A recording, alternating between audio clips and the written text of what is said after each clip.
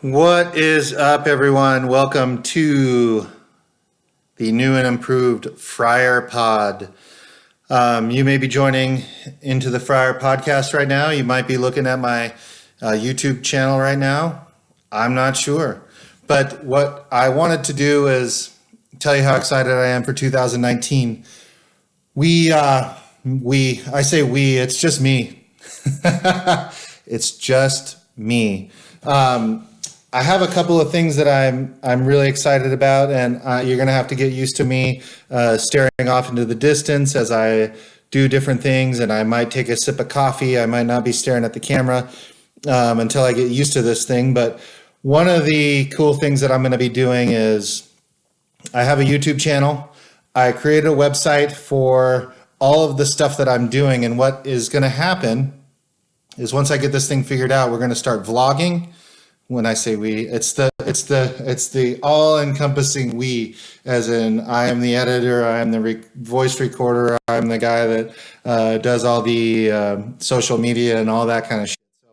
So, what's going to happen is I have a website set up, fryerpod.com, FRYERPOD.com, and I have the podcast Into the Fryer Ramblings from the Kitchen. That's going to probably change into Fryper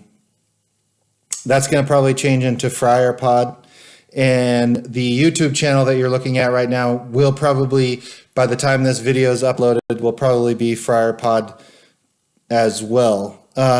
Twitter, we are at Fryper Pod, and the Facebook page will be, I think if you go on to Facebook and you type in Fryper Pod, it already will come up to the page Into the Fryer Ramblings from the Kitchen. But I'm so freaking stoked.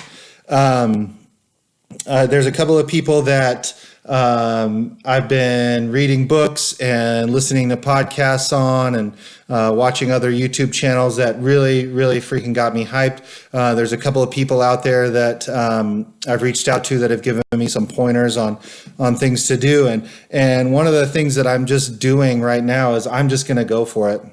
I'm not going to hold back. I'm not going to wait till I get the perfect angle for the perfect angle for the shot or anything. I'm just going to freaking go for it. And what I'm going to do is on the YouTube channel, I will probably do some shorter posts, but I'm also in the midst of creating, I have this idea that I'm working on that I'm going to start putting out there. And as I learn different editing and video tools, I'll get better at it. But one of the hot topics that's out there right now, I don't want to say hot topic. I'm not doing this because it's a hot topic, but it's been a topic for the last couple of years, is immigration into the U.S. And those of you that have listened to the podcast, those of you that are looking at me right now that have never seen me before or don't know who I am, I was a chef for almost 25 years. I've spent majority of my adult life in the restaurant industry and food industry. I am currently on the sales side of things. I work for an awesome meat company in the Salt Lake area, and I still am involved heavily in the food business. There's been a lot of, I have friends and I have family that are on both sides of the fence as far as immigration is concerned, and I would tell you that as a chef, as someone that worked in the restaurant business for a number of years, most of the jobs that are filled in the back of the house are going to be by people that are immigrants, whether it legal or illegal. I don't give a shit. And most people don't give a shit either, whether they are or aren't.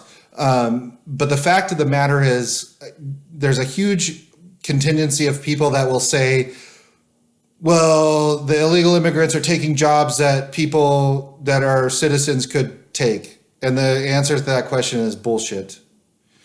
I don't know if any of you, any of you, people that are going to watch this video, there are probably a majority of you, or not a majority, that's stupid, Matt.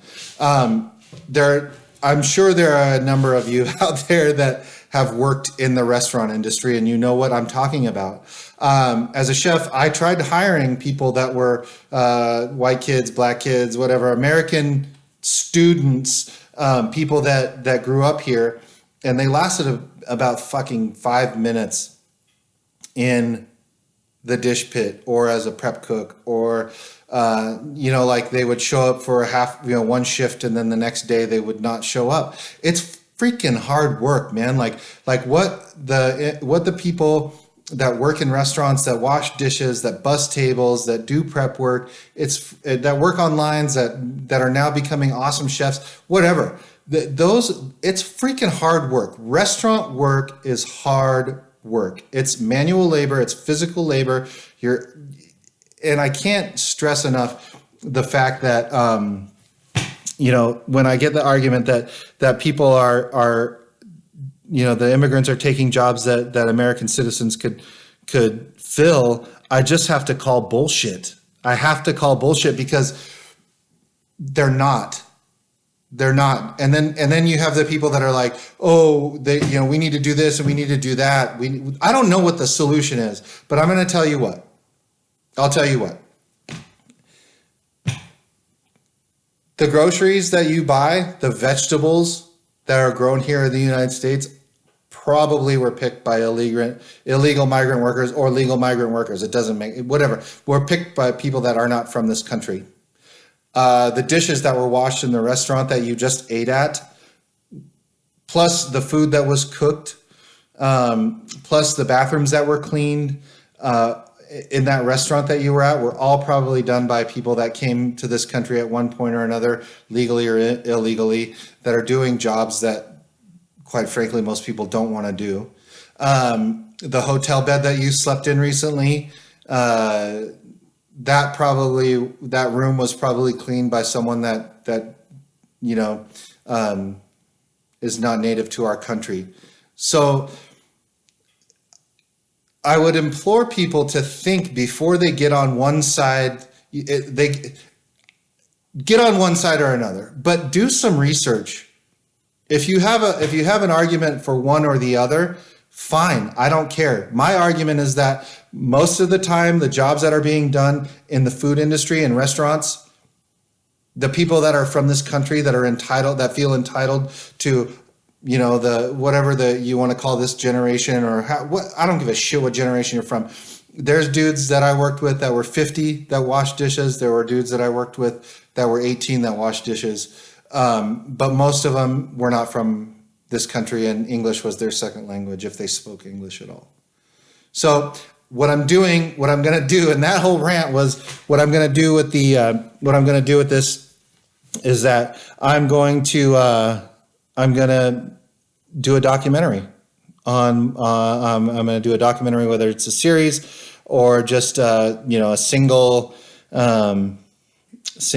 episode, on migrant workers in restaurants and food industry. I do a lot of cooking at home, and so from time to time I'll set up the video camera, and I will set you guys up with I'll set you guys up with some of the cooking stuff that I'm doing, and take some of the myths and make it easier and more user friendly for you, because that's how I do things. I should have done it this morning, actually. I just was making I got some stew, some beautiful beef stew going on the stovetop right now, and I could have taken you through that process. A lot of people, friends of mine, that when I post on Instagram, they'll be reaching out and saying, you did that on a Wednesday or you did that on a weeknight, and I'm like, it's not that difficult. The hardest part is cleaning up. But anyway, I am stoked. I want to just welcome you all to 2019. I did a little kickoff video, and for those of you that are listening on the podcast, this year is going to be about having fun and going for it, and just trying something new. I think I'm going to switch things up. Speaking of the podcast, I'm not going to just speak to people in the restaurant industry or chefs. I'm going to just talk to people, interesting people. We can talk to them about, I'm going to talk to them about, life and how they do it. Because as I'm finding, some of the things that I found closing out the year of 2018 and going into this new year is that everyone's story is interesting because we're humans. And I just, I'm on Twitter quite a bit, and I was reading a post recently about people's journeys, and I find that people that are in similar industry that spend any time in the same line of work, or may work in restaurants, or maybe you living a certain lifestyle.